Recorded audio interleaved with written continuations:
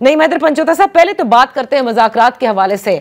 जरा ये क्लैरिटी दीजिएगा कि पाकिस्तान तहरीके इंसाफ मुज़ाकरात का तो कह रही है कि पाकिस्तान के लिए बानी तहरीके इंसाफ मुज़ाकरात करना चाहते हैं, लेकिन ये मुज़ाकरात आप किससे करना चाहते हैं? बहुत शुक्रिया, बड़ी नवाजिश, बड़ी आपने मौका दिया जी नादिया।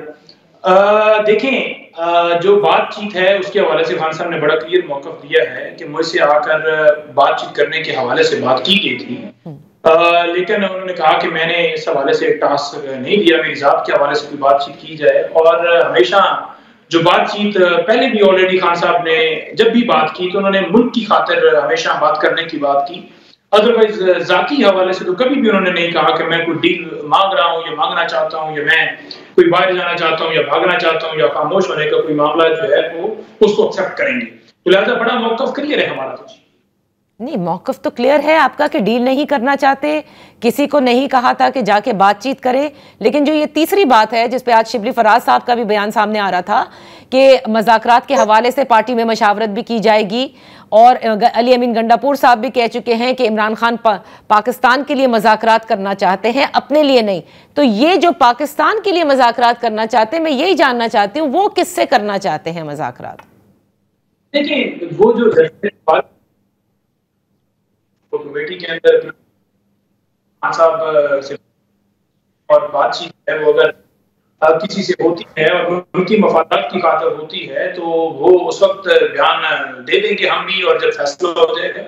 लेकिन इसको एक गलत तासर डील और बातचीत के अंदर जो डिफरेंस देने वाली बात है, जो क्लियर मौक़िफ़ रखने वाली बात है, वो जरूरी है। क्योंकि जब बातचीत की बात होती है मुल्क की खातिर तो लोग कहते हैं कि NRO मांग रहे हैं, डील मांग रहे हैं, डर गए हैं, फैज की गिरफ्तारी से डर गए हैं, उसकी गिरफ्तारी से डर गए। हालांकि जब भी बात की खान साहब ने, उन्होंने कहा कि हम बात करेंगे मुल्क के अंदर जो मसाइल हैं, जो इस वक्त फ्री एंड फेयर इलेक्शन नहीं हुआ, फ्री एंड फेयर इलेक्शन होने चाहिए, रूल ऑफ लॉ होना चाहिए, अदलिया आज़ाद होनी चाहिए, तमाम इदारे आज़ाद होने चाहिए, फौज और जो अवाम के अंदर इस वक्त फासले हैं, जो फोकस है तमाम इदारों का, वो फोकस जो है उस जगह पर मरकूज होना चाहिए। मुल्क के अंदर अमन आना चाहिए, मुल्क की मैशत तब ठीक होगी जब पाकिस्तान के अंदर रूल ऑफ लॉ होगा, पीका लॉ जो है वो वापस लिया जाए, 26वीं तरमीम जो है वो खत्म की जाए।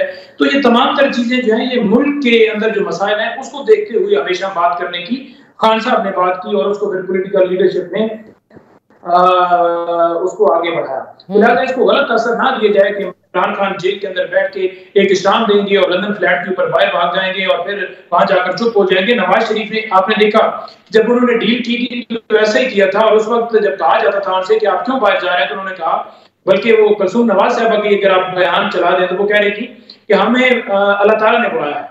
तो अल्लाह ताला ने अगर बुलाया है तो अल्लाह ताला आपको तो ये कहता है ना कि आप मुल्क की खातिर लड़ें, हक की खातिर आवाज बुलंद करें, इंसाफ के लिए आप कलमा हक बुलंद करें। तो लिहाजा मुल्क के इंसाफ की वो बात करते, लड़ते और अवाम के लिए कुछ वो फेयर होते तो यहाँ पर रहते। उन्होंने तो हमेशा वही रास्ता इख्तियार किया, वो रास्ता इमरान खान साहब इख्तियार नहीं करेंगे कि डील लेंगे, चुप कर जाएंगे, बनी गाला शिफ्ट हो जाएंगे या इस तरह का कोई वो काम करेंगे। लेकिन जो भी बात होगी पाकिस्तान के लिए, जमहूरियत के लिए, लॉ के लिए, ये तमाम बातें जो हैं वो मौजूदा हुकूमत से नहीं बल्कि एस्टैब्लिशमेंट से वो करना चाहते हैं।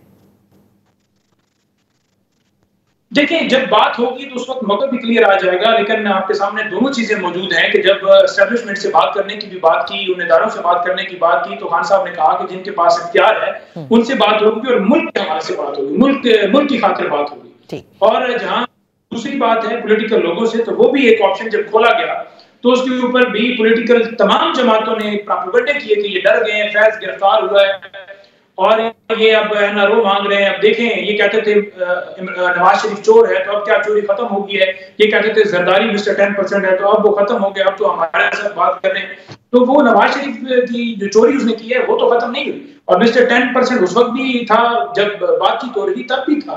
और अगर बात की हो रही थी तो वो सिर्फ और सिर्फ इसलिए हो रही थी कि मुल्क की खातिर एक मुख्तलिफ चीजें थी, जिसमें हमने कहा कि 26 साल के ऊपर जुडिशल कमीशन बना दें, 9 मई के ऊपर जुडिशल कमीशन बना दें, या इस तरह की एक और शर्त थी सियासी कैदियों को जो है वो रिहा किया जाए, झूठे केसेस के अंदर हैं। इमरान खान साहब तो है वो मुल्क की मफादात की खातिर किसी से बात करने के ऊपर आमादा होते हैं। अच्छा, तो अब मुझे ये बताइएगा, क्योंकि बहुत से लोग ये कहते हैं कि तहरीके इंसाफ को अब ये समझ में आ गया है कि खान साहब की रिहाई मुमकिन नहीं हो पा रही और वो पॉलिटिकल स्पेस भी हासिल नहीं कर पा रही आपकी जमात, लिहाजा अब मुज़ाकरात करना ही लाजिम है, इसके अलावा और कुछ हो नहीं सकता। और फवाद चौधरी साहब जो कि तहरीक इंसाफ में रह चुके हैं, वो कहते हैं कि जो हमारी पाकिस्तान की सियासी मुसल्लमा हकीकत है उसी के हवाले से वो कहते हैं कि बिल्कुल मुज़ाकरात से ही रास्ता निकलेगा, वकला तो ये रास्ता नहीं निकाल सके। देखिए, बात यह है कि जहां बात है इस सारे बयानात की, इस सारे मामले की, तो हम ऐसा अमल नहीं है। इमरान खान साहब ने एक मौक़िफ़ दिया है, उन्होंने कहा है कि जितनी भी जमातें जो रूल ऑफ लॉ के लिए जो है वो लड़ना चाहती हैं, आवाज बुलंद करना चाहती हैं, उठना चाहती हैं, सड़कों पर आना चाहती हैं, उन तमाम जमातों के साथ बात कीजिए और एक लामल बनाइए इस रमजान के बाद, और वो लामल अवाम को दीजिए, और जो एहतजाज है उसका ऑप्शन हमारे पास अवेलेबल है। तो हमने मुख्तलिफ जमातों से बातचीत की है, JUI से भी हुई है, वो तमाम तर मशावरत जो है खान साहब के साथ डिस्कस करेंगे राजा साहब, और इस वजह से उन्होंने कदगन भी लगाए हुए मुलाकातों पर।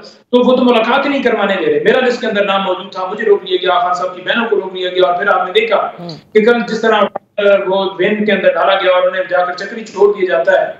तो मुझसे सवाल कह रहे थे कि फरमाइशी ये गिरफ्तारी डाली है। तो मैंने कहा अगर फरमाइशी ये गिरफ्तारी थी तो आप भी अपनी बहनों को जरा वहां कहिए, जाइए किसी जेल के बाहर बैठ जाए, उसका भाई अंदर बैठा हो, और उसको फरमाइशी तौर पर कहिए कि गिरफ्तार हो जाए। आपकी जब बहनों को, आपकी माओ को जब इस तरह से गिरफ्तार किया जाएगा, या अगर हम ही उठा कर करते हैं, तो फिर हम कहते हैं कि आपको तकलीफ हुई है या नहीं। करप्शन की बुनियाद के ऊपर अगर किसी रहनुमा को गिरफ्तार किया गया, उसको भी इतना हाइप दी गई कि फलाने को उठा लिया गया, जरदारी को उठा लिया गया, फलाने को उठा लिया गया, उठा लिया गया, मरीन को उठा लिया गया। हालांकि ये अपनी बहन सिर्फ अपने भाई से मुलाकात, अच्छा, या पॉलिटिकल लीडर से मुलाकात करना चाहिए वहां पर। लेकिन ये बहनों की जो मुलाकातें हैं, नईम हैदर पंचोता साहब, क्या लगता है, देखिए वकला मिल लेते हैं, सियासी रुफका को मसाइल होते हैं, लेकिन बहनें तो पहले मिला करती थी, ये यकदम बहनों को मिलने से क्यों रोका गया है?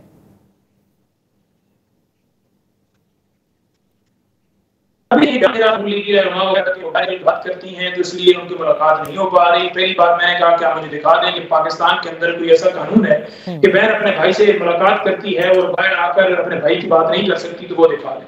दूसरा कोई ऐसा बयान दिखा दें जो उन्होंने इस मुल्क के खिलाफ दिया हो कि मुल्क को तोड़ दिया जाए, आइन तोड़ दिया जाए, मुल्क के इदारों के ऊपर हमला कर दिया जाए, या पाकिस्तान की बका जो है वो नहीं रहनी चाहिए, कोई ऐसी स्टेटमेंट दिखा दें। तो ये एक प्रोपेगेंडे है।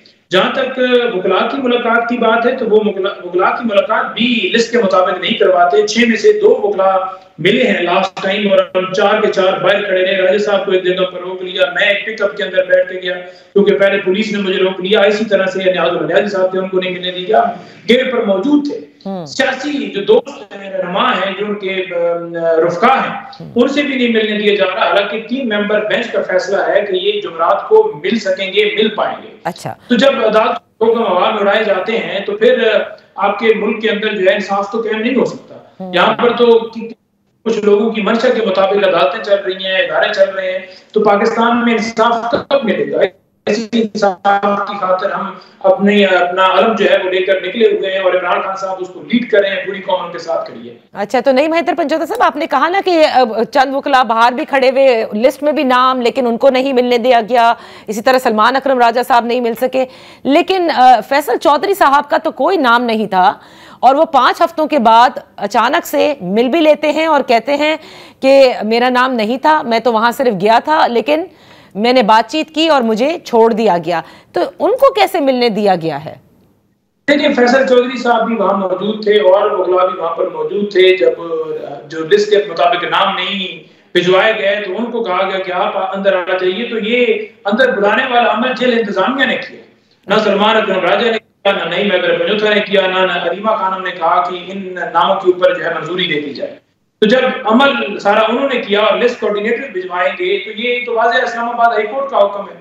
आप तो हाईकोर्ट का हुक्म जो है उसको मानने से इनकारी हैं। सुप्रीम कोर्ट में चीफ जस्टिस याहिया साहब ने ये कहा कि सलमान सफ्दर साहब जाकर 9 मेटी केसेस और दीगर केसेस के हवाले से खान साहब से मिलने, मुशावरत कर लें। वो घंटा खड़े रहे, उनको अंदर जाने नहीं दिया गया और फिर वापस आ गए। जब सुप्रीम कोर्ट के हुक्म की ये वैल्यू है तो उसको आवाम उड़ा दी जाए, उसे कहा जाए कि हम इसको जूते की नोक पर रख रहे हैं ना। हमारा तो दिल भी नहीं करता कि इस तरह की जुबान इस्तेमाल की जाए, अल्फाज इस्तेमाल किए जाए, लेकिन ये किया जा रहा है। तो हम आवाज बुलंद करेंगे। और अगर हमें ये आवाज बुलंद करने के ऊपर के बुनियादी हकूक सल्ब ना किए जाए, अदलिया के फैसले माने जाए, सुप्रीम कोर्ट ने कहा था कि 90 दिन के अंदर इलेक्शन हो, फ्री एंड फेयर इलेक्शन हो, और नहीं हुआ और हम आवाज बुलंद कर रहे हैं, तो इसको अगर आप कहते हैं कि ये इंतशारी है तो फिर ठीक है। अगर ये सारा करने वाले इश्तिहारी हैं और सर्टिफिकेट बांटने वाले कि ये इंतशारी हैं, वो 2-4 लोग हैं, तो उनकी तो कोई क्रेडिबिलिटी नहीं है ना। क्रेडिबिलिटी है अवाम की। अवाम ने 8 फरवरी को बता दिया कि कौन हक पर है, कौन झूठ पर है, कौन सच्चा है और कौन झूठा।